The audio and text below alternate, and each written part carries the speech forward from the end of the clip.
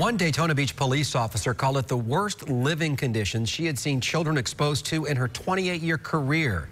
Mold, feces, and cockroaches crawling all over every section of the room were just some of the things Daytona Beach police say they found inside an apartment where 7 kids were living. Channel 9's Mike Springer live at the Daytona Beach police station where officers arrested 2 sisters for child abuse. Mike, where are those kids tonight?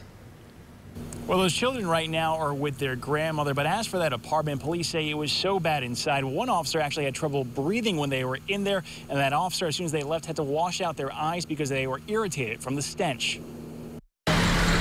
Daytona Beach police say the living conditions inside the apartment of Shamika and Melita Jenkins were so poor they would arrest someone for letting an animal live there. The conditions in this apartment were pretty bad. Investigators say the sisters' 7 children were living in the apartment at the time. Officers went to the address Wednesday evening to check out a domestic disturbance, but ended up arresting the sisters for child abuse. When police arrived, officers say they saw several young children running around an apartment in poor condition. Inside, investigators say they were greeted by the smell of urine, mold, and feces. Detectives say there were dirty diapers on the children and on the floor, along with cockroaches in almost every room. Children, they really have no resources. They have to depend on the adults to care for them. And to see them living in these conditions, it's pretty tough for the officer. Police felt it was not safe for the children to be living in these conditions and arrested the sisters. Both women bonded out of jail. No one answered the door when I went to the home this afternoon.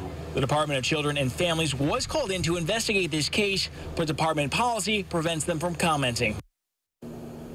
Now, if these sisters are convicted in this case, they could be both looking at up to 5 years in prison. Reporting to Daytona Beach, Mike Springer, Channel 9 Eyewitness News.